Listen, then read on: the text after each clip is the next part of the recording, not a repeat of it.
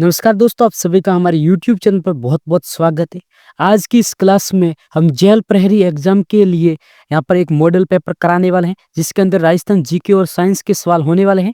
आपके आने वाले एग्जाम में ये बहुत ज़्यादा लाभदायक क्लास होने वाली है, इसलिए इस क्लास को अंत तक देखना। साथ में अगर आप लोग चैनल पे न्यू हो तो चैनल को सब्सक्राइब करके इस क्लास को अपने दोस्तों के साथ भी शेयर कर सकते हैं। सो बिना टाइम वेस्ट किए चलिए आज की इस क्लास को स्टार्ट करते हैं। तो पहला सवाल आपकी स्क्रीन पर है, निम्नलिखित में से कौन सा एक भौतिक परिवर्तन है? श्वसन, मोम का पिघलना, प्रकाश संश्लेषण या लोहे पर जंग लगना। तो आप सभी को बताना कि इन चारों में से कौन सा एक भौतिक परिवर्तन है। आप लोग अपना आंसर बताइए, इसका आंसर क्या होने वाला है। तो इसका आंसर आप सभी को कमेंट्स बॉक्स में बताना है एंड क्लास के एंड में भी आप सभी को बताना है कि 30 में से कितने सवाल आप सभी के राइट हुए हैं। अभी आप लोग इसका आंसर बताइए, इसका आंसर क्या होने वाला है। तो इसका आंसर यहाँ पर जिन लोगों ने भी ऑप्शन नंबर बी बताया है, मोम का पिघलना एक भौतिक परिवर्तन है, उन सभी का बिल्कुल ही राइट हो जाएगा। अगर यहाँ पे लिखा होता मोम का जलना तो ये रासायनिक परिवर्तन हो जाता, और मोम का पिघलना एक भौतिक परिवर्तन है। बिना टाइम वेस्ट किए बढ़ते हैं अगले सवाल की ओर।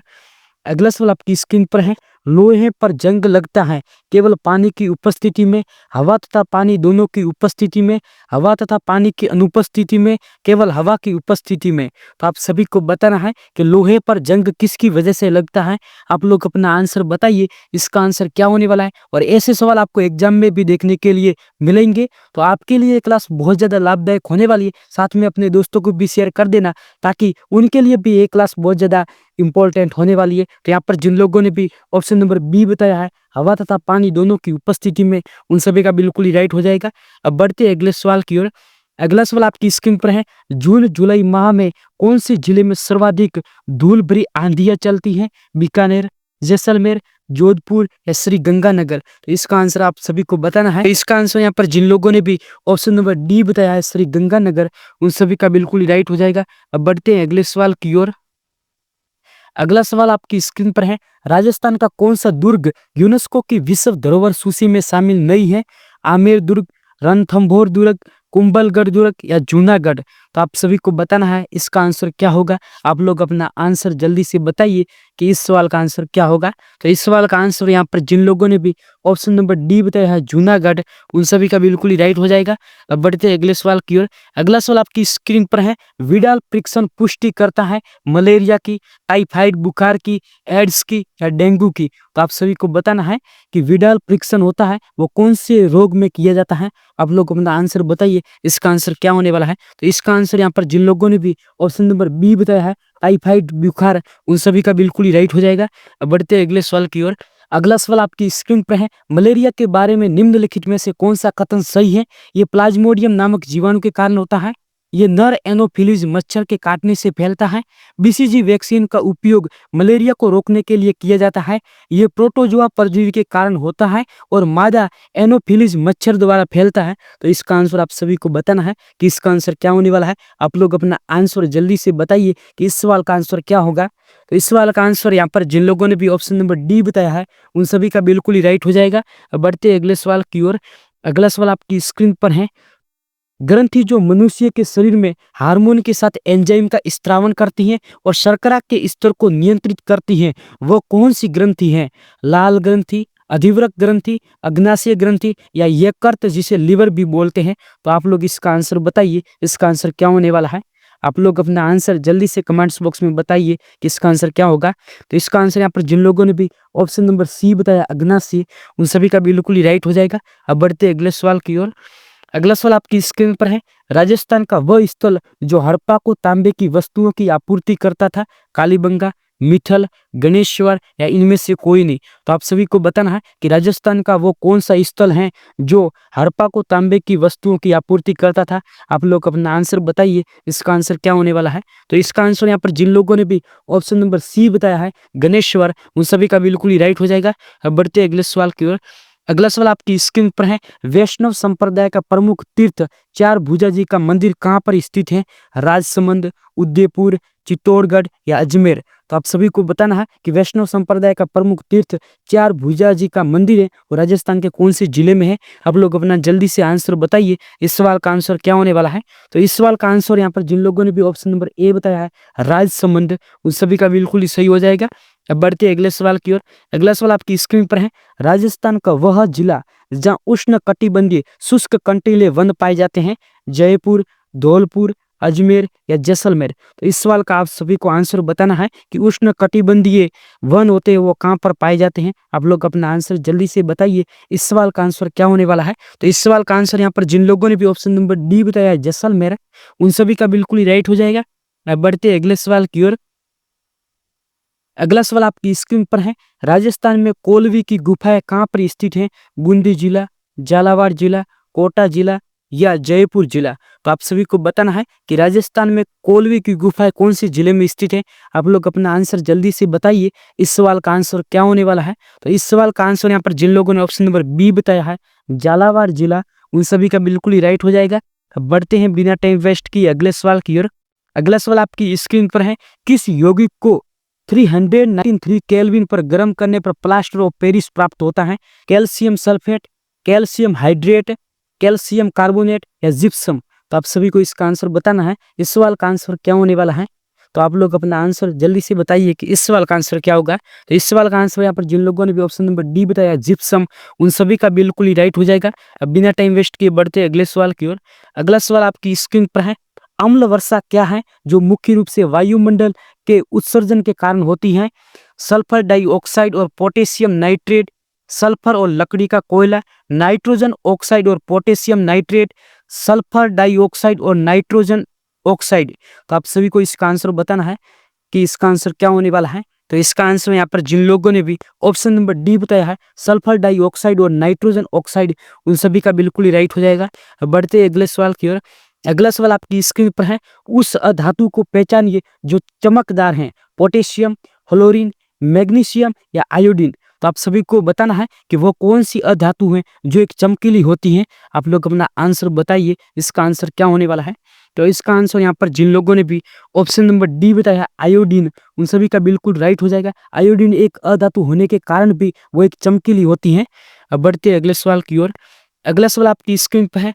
पीतल एक मिश्रित धातु है, टीन और लेड की, लोहा और निकेल की, कॉपर और जिंक की या कॉपर और टीन की। तो आप सभी को बताना है कि पीतल एक मिश्रित धातु किन दो चीजों की है। आप लोग अपना आंसर बताइए, इसका आंसर क्या होने वाला है। तो इसका आंसर यहाँ पर जिन लोगों ने भी ऑप्शन नंबर सी बताया है, कॉपर और जिंक की, उन सभी का बिल्कुल ही राइट हो जाएगा।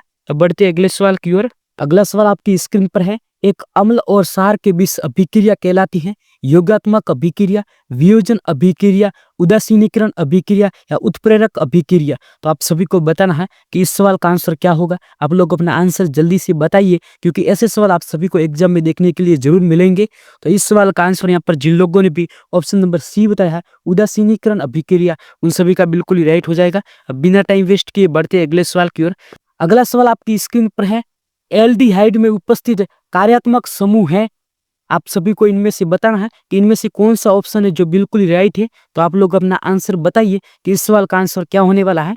तो इस सवाल का आंसर यहाँ पर जिन लोगों ने भी ऑप्शन नंबर डी बताया है, उन सभी का बिल्कुल ही राइट हो जाएगा।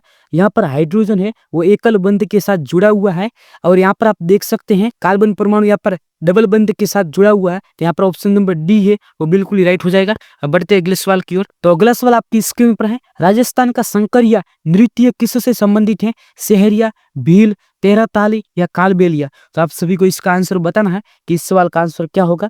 तो इस सवाल का आंसर यहाँ पर जिन लोगों ने भी ऑप्शन नंबर डी बताया है, कालबेलिया, उन सभी का बिल्कुल ही राइट हो जाएगा। अब बढ़ते अगले सवाल की ओर। अगला सवाल आपकी स्क्रीन पर है। हेला ख्याल दंगल राजस्थान के किस जिले में प्रसिद्ध है?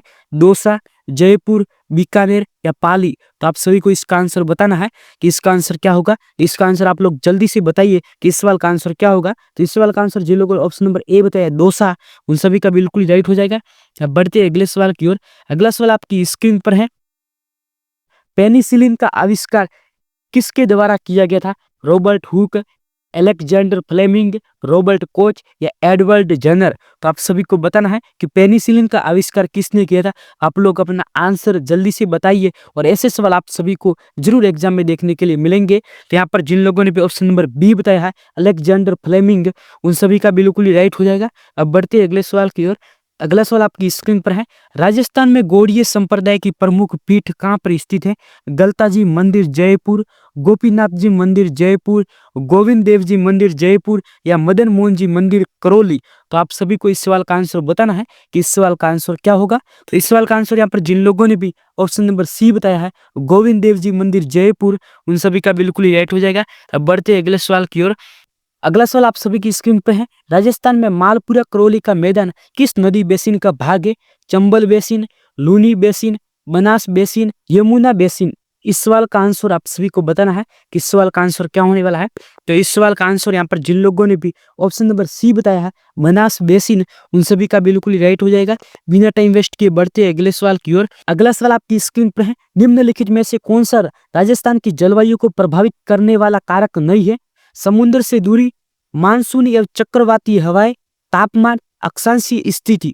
तो आप सभी को इस सवाल का आंसर बताना है कि इनमें से कौन सा है कारक जो राजस्थान की जलवायु को प्रभावित नहीं करता है। तो यहाँ पर जिन लोगों ने भी ऑप्शन नंबर डी बताया है, अक्षांशीय स्थिति, उन सभी का बिल्कुल ही राइट हो जाएगा। अब बढ़ते अगले सवाल की ओर। अगला सवाल आपकी स्क्रीन पर है। माही धवल राजस्थान की किस मुख्य फसल की एक किस्म है? मक्का, ज्वार, गेहूं या चना।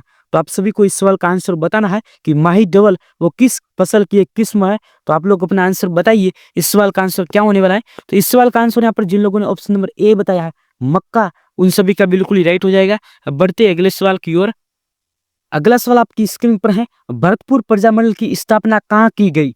हिसार, रेवाड़ी, भरतपुर या अलवर। तो आप सभी को बताना है कि भरतपुर प्रजामंडल की स्थापना है वो कहाँ पर की गई है। आप लोग अपना आंसर बताइए, इसका आंसर क्या होने वाला है। तो इसका आंसर यहाँ पर जिन लोगों ने भी ऑप्शन नंबर बी बताया है, रेवाड़ी, उन सभी का बिल्कुल ही राइट हो जाएगा। अगर आप लोगों से पूछा जाए कि रेवाड़ी भारत के कौन से राज्य में है, तो रेवाड़ी भारत के हरियाणा राज्य में है और गोपीलाल की अध्यक्षता में 1938 में यहाँ पर स्थापना की गई थी। अब बढ़ते अगले सवाल की ओर। अगला सवाल आपकी स्क्रीन पर है। सीताबाड़ी में किस जनजाति से संबंधित मेला लगता है? ग्रासिया, भील मीणा, सहरिया या कालबेलिया। तो आप सभी को इस सवाल का आंसर बताना है कि सीताबाड़ी में किस जनजाति से संबंधित मेला लगता है। आप लोग अपना आंसर बताइए, इस सवाल का आंसर क्या होने वाला है।